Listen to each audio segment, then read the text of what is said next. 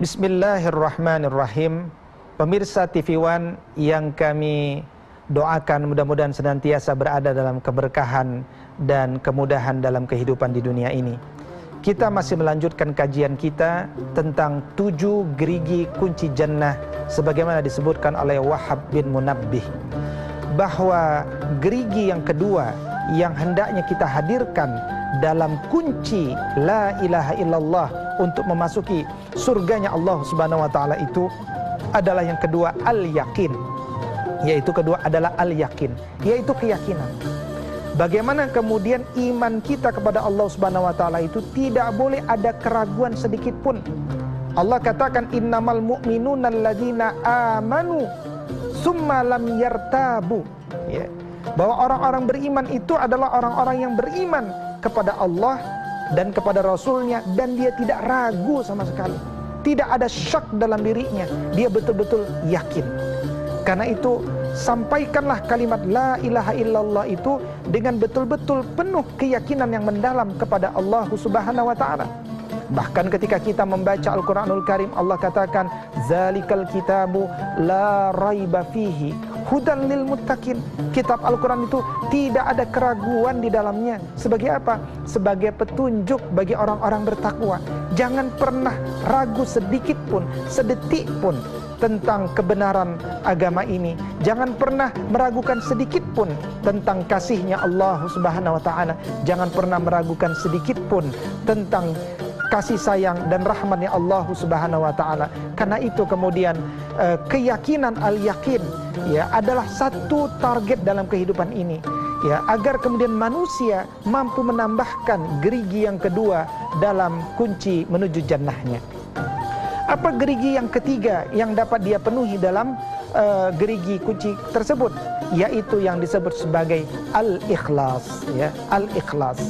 Al-ikhlas ini adalah lawannya asyirku dan ar-riya, ya. Dia lawannya syirik dan riya.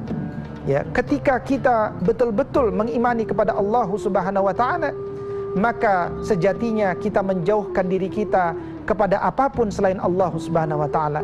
Kita tidak mengharapkan apapun selain Allah Subhanahu wa taala. Bukankah sesungguhnya Allah mengampuni semua dosa manusia kecuali ketika orang itu wafat dalam kondisi syirik kepada Allah Subhanahu wa taala.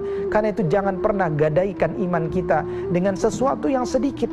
Karena sesuatu yang paling mahal dan paling berharga dalam jiwa kita adalah keyakinan kita kepada kebenaran agama ini, keyakinan kita kepada eksistensi dan wujud daripada Allah Subhanahu wa taala. Bagaimana dengan riya? Riya ini adalah satu amalan di mana manusia melakukan sesuatu untuk mengharapkan ridho manusia.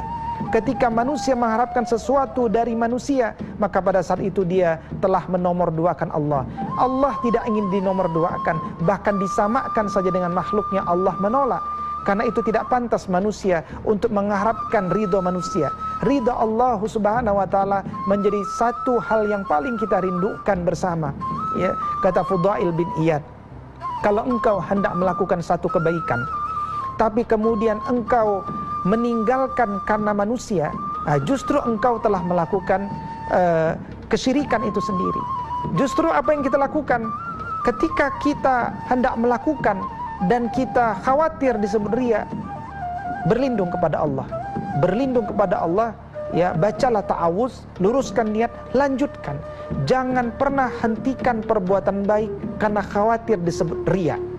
Karena memang yang namanya syaitan akan selalu menguji ketulusan dan kebersihan jiwa manusia. Karena itu tugas kita setiap hari adalah memperbaharui niat kita, menguatkan motivasi kita hanya untuk Allah Subhanahu wa taala. Ya, pada gerigi yang ketiga ini al-ikhlas, ya, sebagaimana ada surat al-ikhlas. Bagaimana kemudian surat ini kenapa senang dibaca oleh beberapa sahabat Nabi, ya? Mereka senang membaca surat ini dalam salat-salat mereka karena menguatkan, ya, iman mereka kepada Allah Subhanahu wa taala. Ikhlas ini bermakna dia melakukan sesuatu hanya mengharapkan ridha Allah Subhanahu wa taala, tidak mengharap apapun kecuali Allah Subhanahu wa taala. Ini gerigi yang ketiga. Apa gerigi yang keempat? Yaitu gerigi as-sidqu, yaitu membenarkan. Ya, lawan daripada as-sidqu adalah al-kadzabu. yaitu mendustakan. Ya, lihat, perhatikan dalam Quran surat Al-Munafiqun. Di awal surat Al-Munafiqun ayat pertama Allah Subhanahu wa taala katakan, Bismillahirrahmanirrahim. Idza ja'akal munafiquna qalu nashhadu innaka la rasulullah wallahu ya'lamu innaka la rasuluh wallahu yashhadu innal munafiqina lakazibun. Orang-orang munafik itu dia pendusta. Orang-orang munafik itu dia berbeda antara perkataan dengan perbuatannya. Karena itu jangan menjadi generasi pendusta. Biasalah menjadi generasi jujur, ya. Karena itu ketika misalkan kita berdoa kepada Allah Subhanahu wa taala, ya, ihdinas siratal mustaqim siratal ladzina an'amta alaihim ghairil maghdubi alaihim waladdallin amin. Banyak yang bertanya, siapakah yang diberikan nikmat oleh Allah Subhanahu wa taala itu? Allah jawab tuh dalam ayat berikutnya, di surat berikutnya, yaitu ulaika alaihim ulaika alaihim, mereka itulah mereka yang diberikan nikmat atas Allah, dari Allah Subhanahu wa taala. Dari kalangan siapa? Minan nabiyyina was-siddiqina wasyuhada was-salihin wa hasuna ulaika rafiqa, kata Allah Subhanahu wa taala. Inilah 4 golongan yang diberikan nikmat oleh Allah Subhanahu wa taala. Siapa? Para nabi. Tentu kita tidak bisa menjadi para nabi karena nabi sudah ditutup dari Nabi Muhammad SAW. Minan nabiin was-siddiqin, yaitu orang-orang yang jujur. Kalau kita ingin membersamai nabi, dekat dengan nabi, maka kejarlah menjadi orang-orang yang jujur. Kita membenarkan kalimat la ilaha illallah itu dengan kebenaran tanpa ada keraguan sama sekali, dengan penuh keyakinan, dengan penuh keikhlasan kepada Allah Subhanahu wa taala. Jujur betul membenarkan tanpa ada keraguan sedikit pun, ya. Baru kemudian asyuhada wassalihin, itu para syuhada yang wafat di medan jihad, dan berikut adalah orang-orang saleh, ya, orang-orang yang berada pada puncak-puncak kebaikannya. Karena itu kebenaran, ya, kejujuran, berpegang teguh pada kebenaran, itulah yang seringkali membuat manusia itu bertahan dalam ujian-ujian, dalam komitmennya, dalam iltizam, berkomitmen dalam agama ini. Sungguh, kata Nabi SAW, nanti ada zaman di mana memegang agama ini seperti memegang bara api, panas, terbakar, ya, sehingga orang ada yang kemudian beriman di pagi hari, sore hari dia telah kafir. Atau ada orang yang di sore hari dia beriman, pagi hari dia sudah kafir. Kenapa? Begitu beratnya ujian di kala itu. Karena itu la yahmiluha illa al-qawi. Tidak mungkin orang itu memikulnya kecuali dia punya kekuatan. Kekuatan apa? Kekuatan kejujuran, kekuatan kebenaran, kekuatan di mana dia menolak kedustaan demi kedustaan manusia. Ya, karena itu para ulama adalah mereka yang tidak bisa menyembunyikan ilmu. Orang-orang yang jujur itu dia selalu ingin meluruskan, dia selalu ingin membenarkan.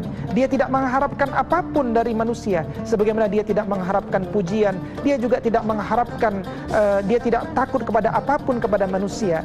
Karena itu kemudian satu persatu para pemirsa TV One, kita tambahkan gerigi-gerigi dari kunci masuk surga tadi. Ingat, yang pertama adalah gerigi itu al-ilmu. Ya, kita betul-betul meyakini dan memahami konsekuensi dari kalimat la ilaha illallah itu. Yang kedua adalah al-yaqin. Kita meyakininya dengan penuh keyakinan tanpa ada keraguan sama sekali. Yang ketiga adalah al-ikhlas. Kita betul-betul mengucapkan kalimat ini berkonsekuensi, hanya mengharapkan ridha Allah Subhanahu wa taala, tidak ada ridha manusia sekalipun yang kita harapkan, karena itu rendah dan hina bagi kita. Yang keempat adalah as-sidqu, lawan daripada kedustaan. Kita tidak ingin menjadi orang-orang munafik.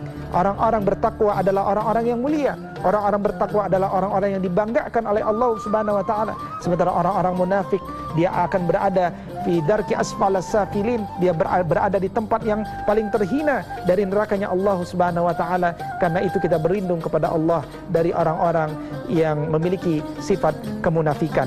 Pada segmen yang terakhir, kita akan mencoba mengkaji bagaimana 3 gerigi lainnya sehingga genaplah 7 gerigi kunci jannah ini. Kalau kita telah mengetahui 7 gerigi ini, maka pelan-pelan kita jadi punya ilmu bagaimana untuk menerapkannya dalam kehidupan kita, bagaimana menyempurnakannya dalam kehidupan kita, dan mudah-mudahan usaha kita untuk memenuhinya itu dimudahkan oleh Allah Subhanahu wa taala. Tetap dalam program ini pada segmen berikutnya.